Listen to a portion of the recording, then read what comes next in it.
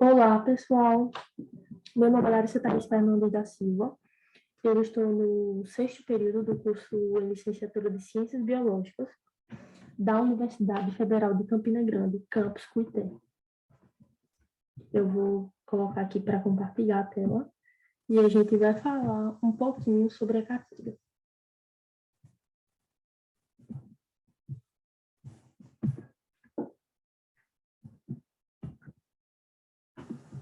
Bom, domínio da caatinga.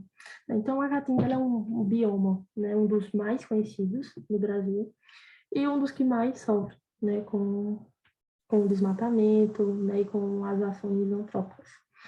Então, vamos falar um pouquinho sobre esse bioma tão importante. Bom, características gerais. A imagem não está querendo abrir aqui, não sei porquê. Mas vamos lá. Possui a origem Tupi-Guarani, que quer dizer floresta branca.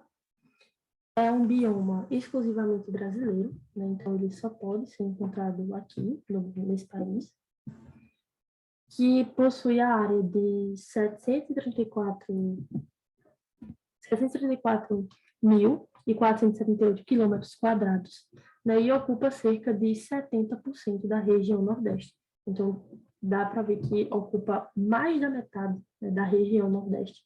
Então, é muito extenso o bioma da Caatinga. E, no país, né, ele representa cerca de 11%, né, de todo o território brasileiro. Então, esse nome, Floresta Branca, se dá justamente para quando chega o período da estiagem, em que a floresta, né, o bioma, a vegetação, como um todo, vai perdendo as suas folhas e ela vai apresentando, né, um aspecto esbranquiçado. Então, por isso, quer dizer Floresta Branca ou Mata Branca. Bom, localização e clima da Caatinga. Né? Então, a localização da Caatinga ela é quase que totalmente, né, inserida na região nordeste do Brasil, em estados como Paraíba, Rio Grande do Norte, Piauí, Maranhão, Alagoas, Pernambuco, Sergipe e Bahia. Também podendo ser encontrada, né, em um pedacinho de uma região do Sudeste. Né? Então, apresenta clima tropical, semiárido, né, com altas temperaturas. Então, é uma localidade que fica muito quente, né, apresenta uma alta sensação térmica e baixo índice pluviométrico. Né, então, chove muito pouco. Então, a maior parte do tempo, né, a Caatinga encontra-se em estiagem. E a gente vem passando por uma seca muito grande nos últimos anos. Né, o solo da Caatinga. Então, o solo da Caatinga, ele apresenta uma textura muito arenosa e argilosa.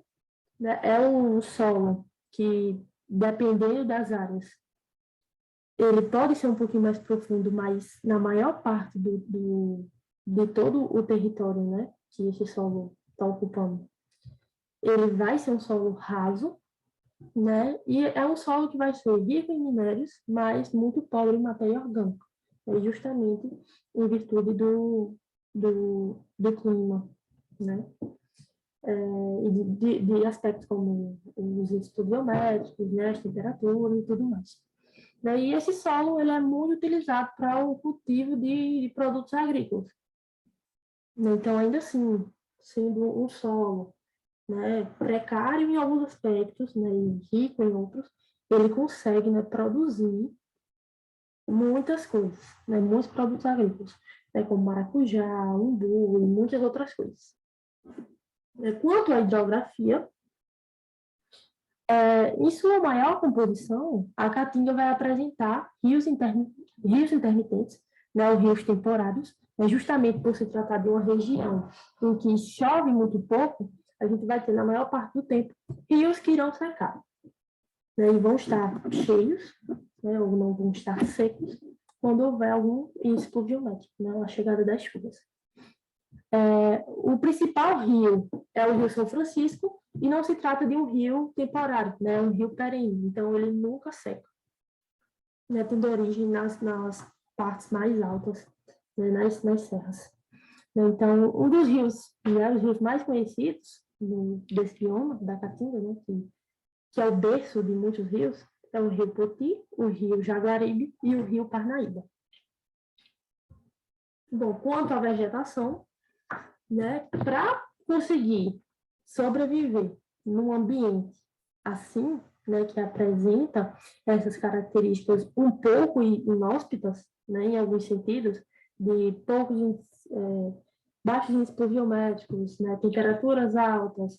Então, é necessário que essa vegetação ela consiga ter algumas adaptações, né, assim como os animais também.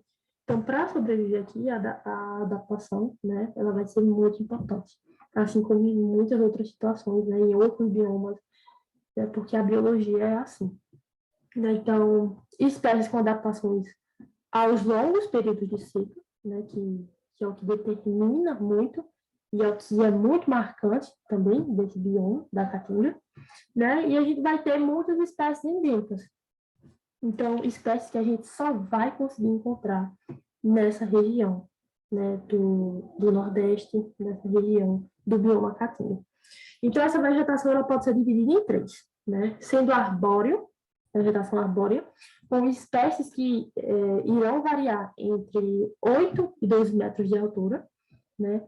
Vegetação arbustiva, com espécies que irão variar entre 2 e 5 metros de altura, ou herbáceas, né? Que já são um tipo de vegetação mais rasteira, né? Mais baixa, mais superficial, com uma altura abaixo de 2 metros. Então, podemos ter esses três tipos de vegetação.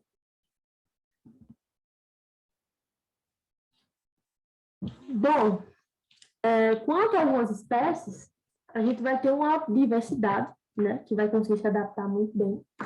Entre elas, nós temos a aroeira, né, que é a Myrocrodum urudelva, a angico, que é a Nadetanantera colubrina, juazeiro, Ziziphus juazeiro, caroá, que é a Neoglasiovia variegata, o mandacaru, né, muito conhecido também, que é o cereus jamaracaro, o xique-xique do sertão, que é o Pilocereus do Nelei, e nós vamos ter a fauna, né, que apresenta uma rica diversidade, né, com muitas espécies. E assim, para também conseguir sobreviver nesse ambiente, esses animais eles vão precisar ter algumas adaptações, né? Como, por exemplo, muitos dos animais eles serão noturnos, né, para tentar não irem ali de embate com as altas temperaturas durante o dia, né? Então, também vai influenciar na alimentação desses animais. Muitos desses animais, até mesmo os bois, né, que são muito utilizados na pecuária, no bioma Caatinga, eles vão se alimentar de alguns tipos de vegetação, né, que vão ser muito importantes para que, quando estamos no período de seca e não há presença de água, ou a baixíssima, né, presença de água, eles consigam sobreviver, né, porque algumas dessas plantas, né, muitas dessas plantas, elas possuem o parênquima aquífero, né, que é a região, é o tecido da planta que vai conseguir armazenar água, e aí ela vai ser muito importante, né, tanto para a própria planta, como para o animal, né, que se reabastece dela. Então, a fauna da Caatinga, ela apresenta 178 espécies de mamíferos, 591 espécies de aves, 117 espécies de répteis, 79 espécies de anfíbios, 241 espécies de peixes e 221 espécies de abelhas. Então, vejamos que é um bioma que possui uma rica diversidade. E a gente consegue ver que o grupo mais diverso, né, mais diversificado, é o grupo das aves. Então, a gente vai encontrar aqui uma grande quantidade, uma vasta quantidade, né, de animais com inúmeras cores, com inúmeros hábitos, né? E o que também é muito interessante é as 221 espécies de abelhas, né? Então, não são todos os biomas que a gente, quando faz um levantamento da sua fauna, iremos conseguir encontrar, né, tanta diversidade assim. ainda na fauna, né? Podemos citar algumas espécies desses animais que estão inseridos nesse bioma, que são a ararinha azul, o sapo cururu, a cutia, a asa branca, o gambá, o veado catangueiro, o tatu-peba, o tatu-bola, né, o sagui de tufos brancos, o sagui de tufos pretos também, a capivara. Né? Então, aqui não está nem um terço, como eu já mostrei os dados anteriores, né, ó, 708 espécies de mamíferos, 591 espécies de aves, 117 espécies de répteis, 79 espécies de anfíbios, 241 espécies de peixes, 221 espécies de abelhas. Né? Então, é muito animal, é muito bicho, é muita diversidade. E tem pessoas que só conseguem olhar para esse bioma e enxergar um amontoado de plantas e qualquer coisa que seja seca. Então, é importante que a gente consiga ter essa sensibilidade, né, que a gente adquiriu através do conhecimento, para compreender, né, que é muito mais aquilo que os olhos conseguem ver superficialmente, que é o caso do que acontece com esse bioma. Então, aqui a gente tem uma raposa do campo, né, um animal de hábitos noturnos. Nós temos um tejo, né, que é um animal também muito bonito. Temos aqui um outro lagarto, né, também muito bonito, muito conhecido. Aqui as espécies que eu já falei para vocês, né? Nós temos o veado catangueiro, temos a cutia e temos a ararinha azul. Né? Essa ararinha azul, assim como outros animais, alguns animais que a gente vai ter muito mais dificuldade de encontrar nesse bioma da Caatinga e outros que a gente não vai encontrar de forma alguma, né? Apenas em cativeiro, com pouquíssimos exemplares, que é o caso, infelizmente, da ararinha azul, né? Infelizmente, né, em ambiente livre, ela encontra-se, né, em extinção, infelizmente, né, pela ação do homem. Então, quanto à devastação da Caatinga, né, esse é um dos territórios que mais irão sofrer, né, como muitos dados mostram. Então, aqui se encontra, né, um grave problema ambiental. Então, a gente vai ter problema em questão de pecuária, em questão das queimadas, né, as queimadas naturais, as queimadas criminosas. Né? Então, as queimadas naturais, como o próprio nome está dizendo, né, que elas vão surgir de forma natural, justamente em decorrência, por exemplo, de um período de seca muito grande e, né, com estiagem e tudo mais, então pode acontecer, né? É uma coisa natural, realmente. Mas tem as queimadas criminosas, né, que são feitas justamente para que possa haver o plantio de alguma coisa, ou, enfim, ou que possa ser colocado ali as suas cabeças de gado, né? Então, os dados mostram que pelo menos 50% do território da Caatinga ele vai estar enfrentando algum tipo de degradação. Então, é um problema muito sério. Então, de 100% de um território, nós já perdemos, no mínimo, a metade, né?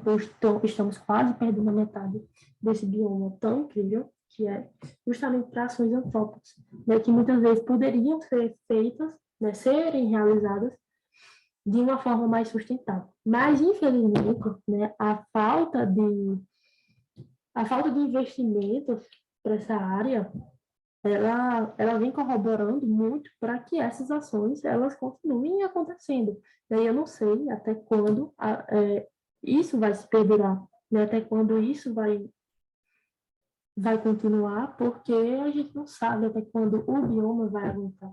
Então, em virtude disso, a gente já tem muitos problemas ambientais, a gente já tem problemas globais, tem efeito estufa aí.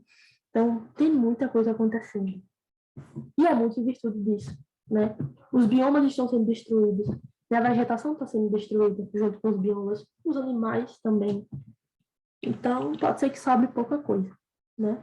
E o outro agravante, como eu já havia citado, que é a pecuária extensiva, né? Que é a pecuária que geralmente é de cabeça de gado, que ela não utiliza de tantos recursos tecnológicos, mas tem uma presença, né, uma quantidade muito considerável de animais que vão estar ali usufruindo da região desse bioma, né? E o que mais impacta nesse bioma é porque é o bioma que mais há a presença, né, da ação antrópica, porque muita gente está em volta desse bioma.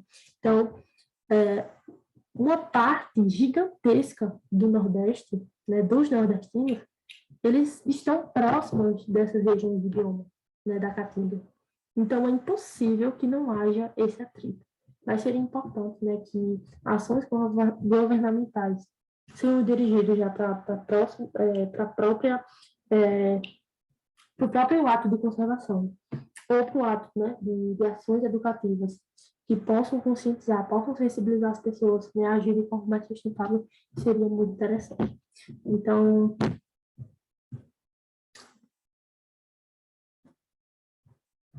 é isso, né, e obrigada a todos pela atenção.